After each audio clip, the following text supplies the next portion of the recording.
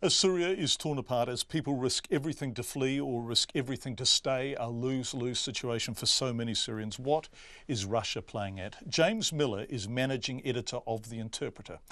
The Interpreter translates and analyses articles from the Russian press so the English-speaking world can better understand what's driving Russia and its actions and how they're being seen at home. I spoke to him at Providence, Rhode Island. He was at home and asked him for the bigger picture of what's happening in Syria. Well, what's happening right now is that now that the new ceasefire is over, Russia is seeing an opportunity to to really make the civilians pay. Russia and Assad have really, since the start of this crisis, used civilian death and civilian pain as a way to advance their own agenda. It radicalizes the populace, and the more radical the Syrian rebels are, the more that Russia and Assad can paint their operation as an anti-terrorism operation.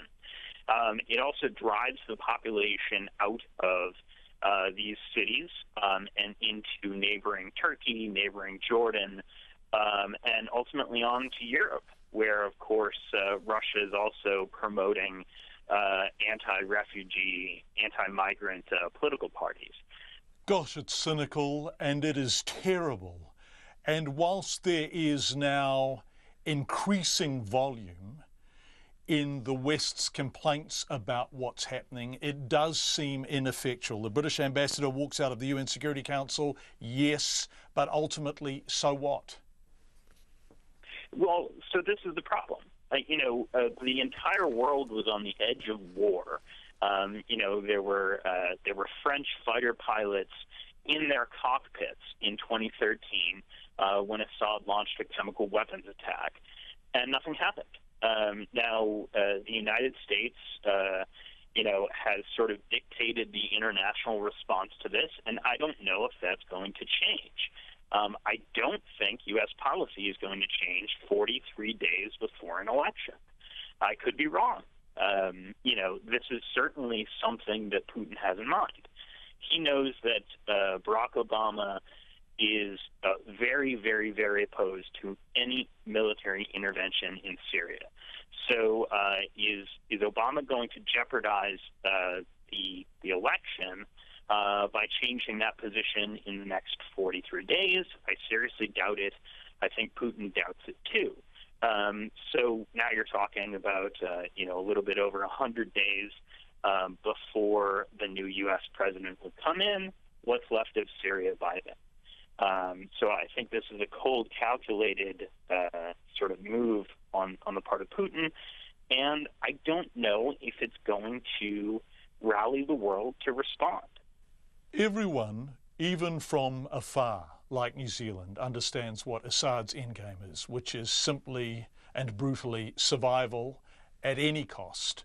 But what's Putin's endgame? What's he want most of all?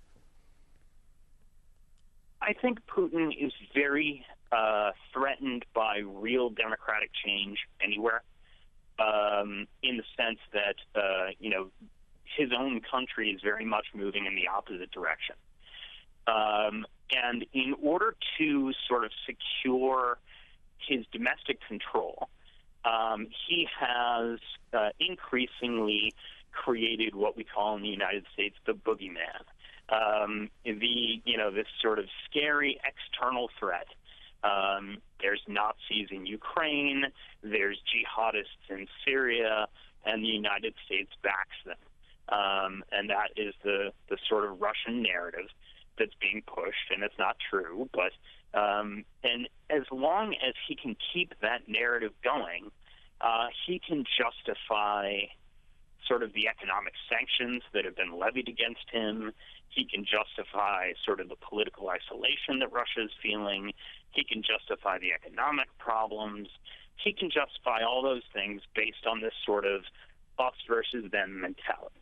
So I think Russia sees the world in these sort of spheres of influence that are familiar to Cold War people, but many of us thought we had gotten beyond, and Russia is simply not beyond them.